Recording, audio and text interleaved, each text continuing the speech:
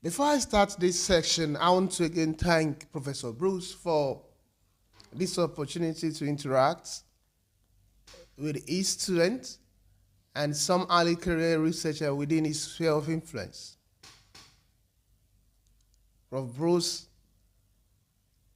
you are someone that I regard so much for everything you represent to all of us. And also for yielding this platform to me, it's a lot of challenge and at the same time an opportunity to register a kind of impact that can outdo time. Thank you so much for everything you do for humanity, for scientific and research community. I find it a privilege to be associated with you, and it's such an honor, a very great honor for that matter, to be sharing in this workshop. So I've been talking to you about academic writing, and if you really followed me, you realize I've mentioned so many things that are important for you to become a good writer, academic writer, if I may say. Academic writing is important, and what I've told you so far is I've structurally defined academic writer, what it means, and how you should look at it, as in a means of expressing your thoughts, using your words, your understanding, and your style, which is guided by a format that is acceptable.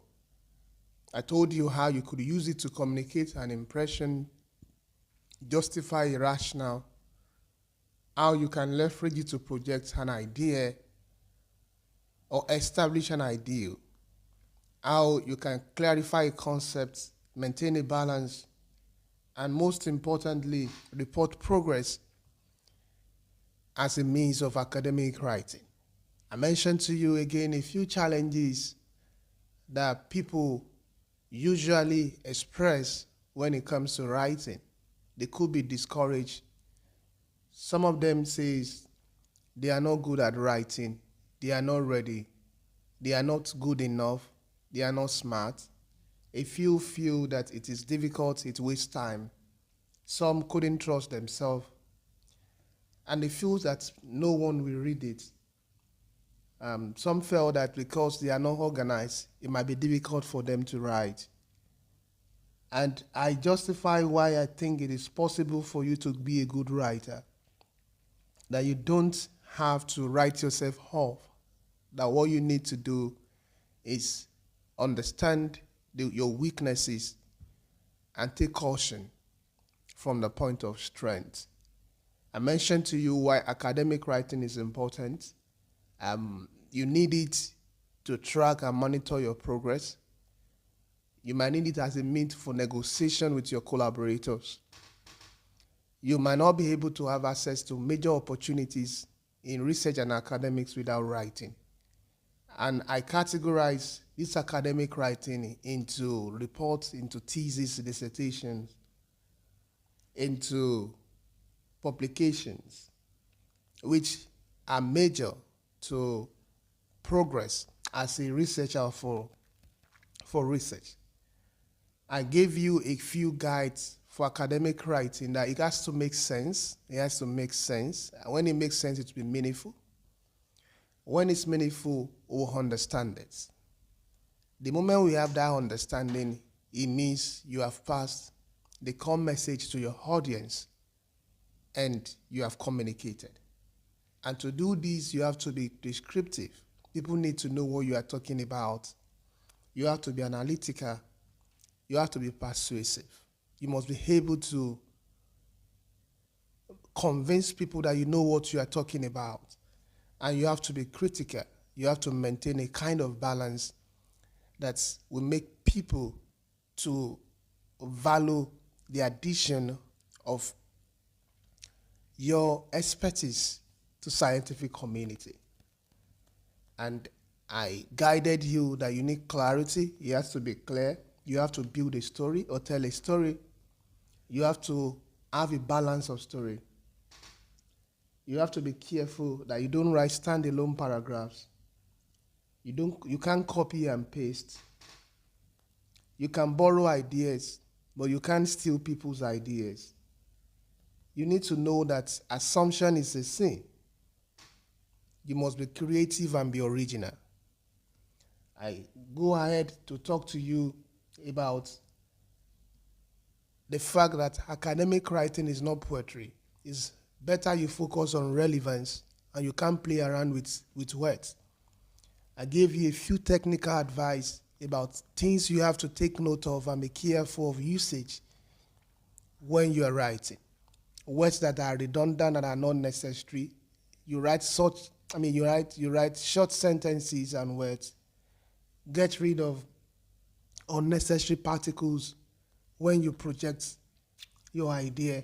Be careful of some adjectives and adverbs that are not necessary. All of these are important when you think about writing or you are thinking through the concept of academic writing. So what I want to go ahead and do at this moment, I beg your pardon, is to teach you how to construct sentences. Is to help you to understand how you can possibly structure your paragraph. It is very important. So the advice I'm going to give to you, and I could use maybe your literature review as an example. If you are trying to review literature, you need to understand how to do this. Some people do not know how to. Okay, people just go online, start looking for information, and they start putting those information together. It doesn't work that way. Sometimes it can be very confusing. Or should I say, you could go out of context, and you can go ahead and keep repeating yourself. I've read people's literature review, people's theses before, and you realize that it is repetition over repetition. But the only thing they are doing is they are using different words, or they use different articles published by different people, but the concept was similar or was the same concept. So how do you construct sentences? So the first thing you need to get is what we call the power message. The power message. So when you look at every paragraph, there is the power message. The power message of that paragraph is the message that the paragraph is talking about. Is the key subject that the paragraph is trying to make you understand. So, the power message is usually in the first sentence of every paragraph. That is where your power message is. And when I teach this, what I do is I give people different articles published by different authors, and I ask them to identify the power message in the paragraph. And you can do the same thing. You can pick an article, a good article. Look out for the power message in the paragraph. What is the power message? What is the message that every other statement made in this paragraph is trying to promote? All the other thoughts in this paragraph, what is that one subject they are trying to amplify? That is the power message.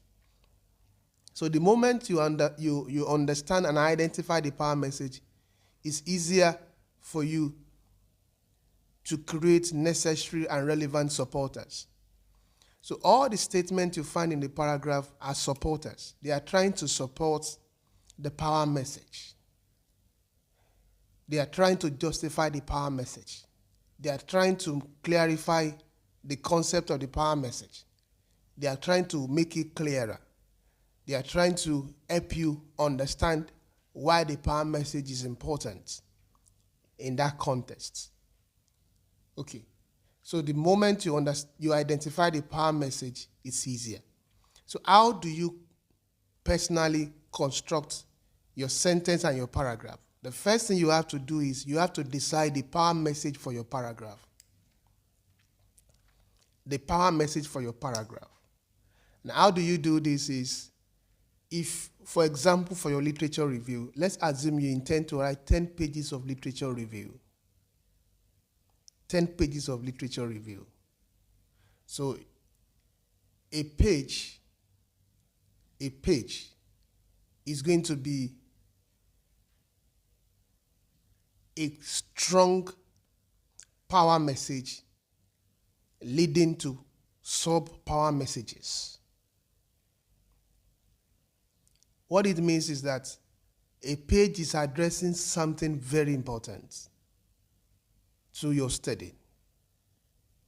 And that important thing is a message, the key message that page will be talking about. So if you intend to have 10 pages, it means you have to have 10 key power messages. And these 10 power messages, when you look at all of them in completeness, they will accentuate the essence of your study or the research you are trying to conduct, or the research you have conducted. So when they look at all those points make meaning out of the research you have conducted or the study you intend to conduct. So you must be able to highlight or itemize or make an outline or draw an outline of what you intend to write first. So I usually advise people to write before they read. People make mistake of reading before they write. It's a common mistake. For some people, they will tell you it works for them. That's fine. But it's because they have not tried writing before reading. Maybe some people who are presently average writers could have become great writers today if they have learned how to write before they go ahead and read. What this means is, the moment I have an idea of what I want to write, I will know what to read. But people go and read to get information to write. It is a little difficult and very stressful. Because the moment you go to Google, you go online, and you insert your words or your key terms or whatever you are looking for in Google, the search engine, you realize that you have thousands and millions of documents. The question is, how do you know the right one to pick? So people sit there and they start checking articles one after the other. And because they don't know what they might be looking for in terms of what should constitute their paragraphs, they copy and they paste. They start making that mistake. They start copying and pasting. And they will go from one article to the other. And the challenge is, the moment you open an article and you are going through it, the article would have referenced so many other articles.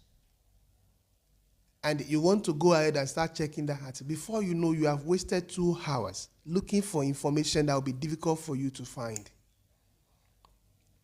So it is easier first for you to have an idea of what you are looking for. And you define it conceptually before you go online and you start making searches.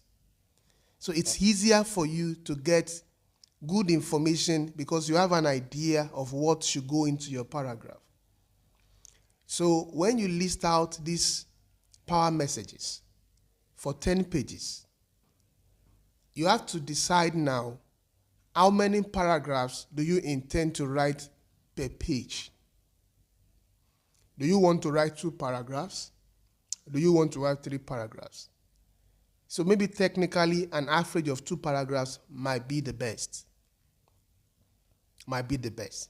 So if you intend to write 2 paragraphs per page, so it means your first power message, you have to have 2 sub power messages under it. 2 sub-power messages under it. For example, if my power message for my page is challenges of antimicrobial resistance, under it I can have 2 sub-power messages. 1, global challenge of antimicrobial resistance. Secondly, challenges of antimicrobial resistance in Africa. So I have 2 sub-messages under my main power message. So each of these message will be the power message for your paragraph. 2 paragraphs, 2 power messages. So when you pick the first power message, it is easier for you to go ahead and look out for information that might be necessary or the information you might need there.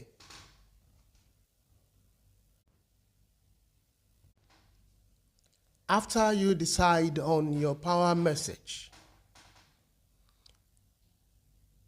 the suggestion I'm going to give to you is, instead of going to Google to search, there are some database or databases that you could use that is going to streamline your search to most relevant articles for your power message, so that per paragraph you won't use more than 4 to 5 articles, because the information you need from these articles would only be supporting your power message that you have decided. So you could use database like Connected Papers. Connected as in connection, Connected Papers. What it does is, the moment you put your power message for a search in the Connected Paper or Papers interface, it's going to give you articles that have been published with regards to global challenges of antimicrobial resistance or challenges of antimicrobial resistance in Africa. It's going to give you the papers that have been published from the most recent to the paper published so many years ago. As in, more like when that subject was proposed, like the most recent to paper published when the subject was proposed. So what you should do is to build a network, because the software build a network for you, a network of different articles published, and it's going to help you to align how similar those articles are. So the moment you click on the node, so if you have seen like a connected setup before, it's like it's intertwined and it has different extensions and branches. Those branches, they have nodes. Those nodes also have other branches and sub-branches.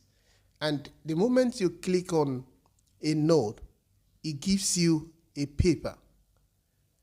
And it gives you other papers related to that particular node.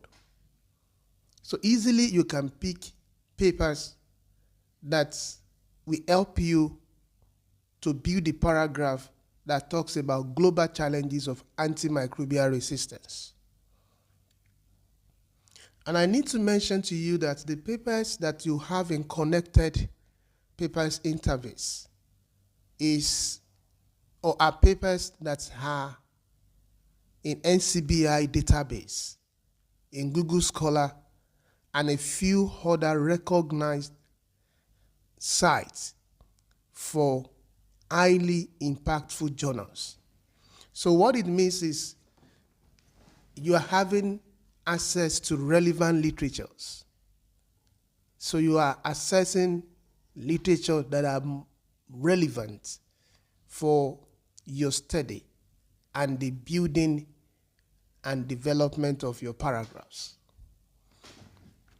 So the moment you get this information, so what you need to do is to select articles that best justify global challenges of antimicrobial resistance. Don't pick more than 5.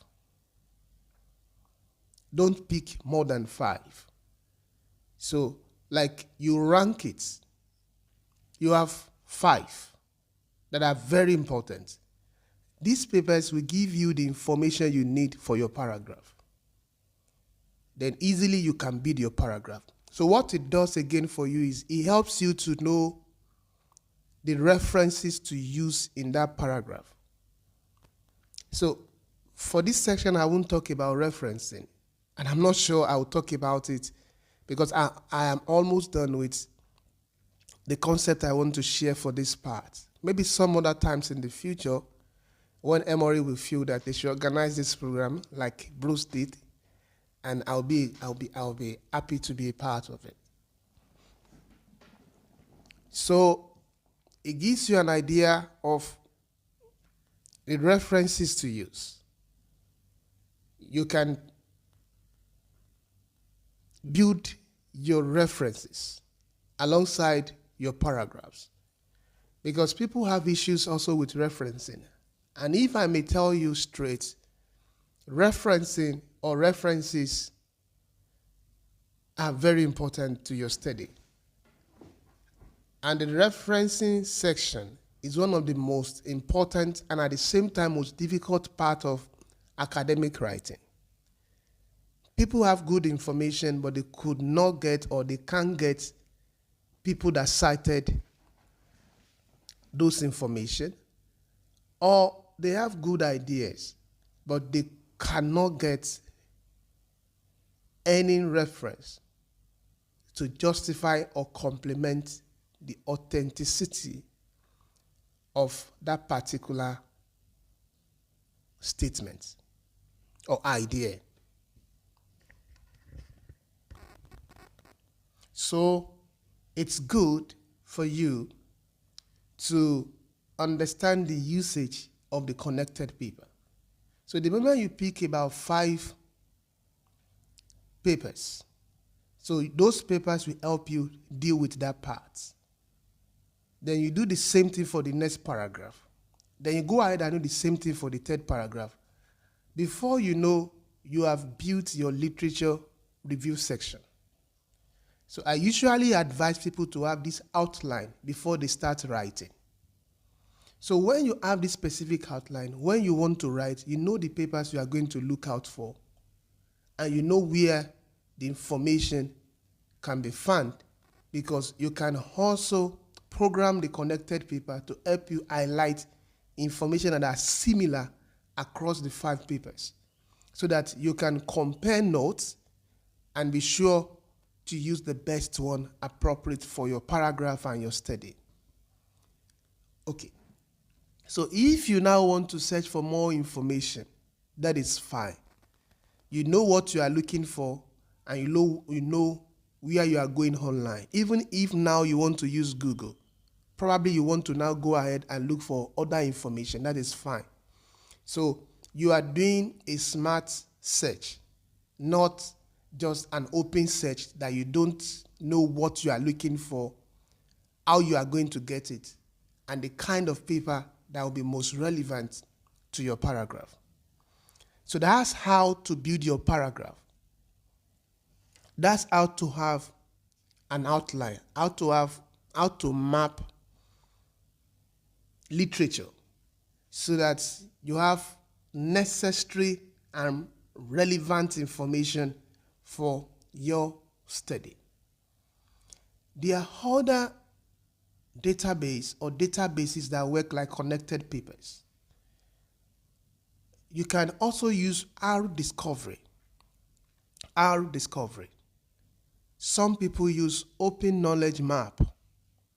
Open Knowledge Map works like connected papers. Just take your power message and put it in the interface and search. It gives you papers that are relevant to your search and help you connect it. The difference between using this database and Google is open-ended. It's going to give you so many informations. Some that are directly relevant, some that are not too relevant, some that are not even relevant at all, that are not necessary. You now have to sit down and go through all of these one by one. And before you know, you've wasted time. You are stressed. You are confused of the right paper to pick. But when you use this database, they streamline your search to what is most relevant for the information you are interested in. So people use reporter, R-E-P-O-R-T-E-R, reporter. Some people use literature map. It's called litmap, L-I-T-M-A-P, litmap. Others use scholarcy, S-C-H-O-L-A-R-C-Y, scholar, then C-Y. Some people use matchmaker. What it does is it helps you matchmake your ideas to relevant literature. And some other use research portfolios. Some people use research rabbits. All of these will help you find relevant information for your article, for your thesis, for your manuscript, for the article you intend to write. And it saves time, and it also makes you more organized. And it's very helpful. I've used some of these myself. They are very, very helpful. They are going to guide you on the right usage of relevant papers and how those papers can be leveraged for the purpose of what you intend to do.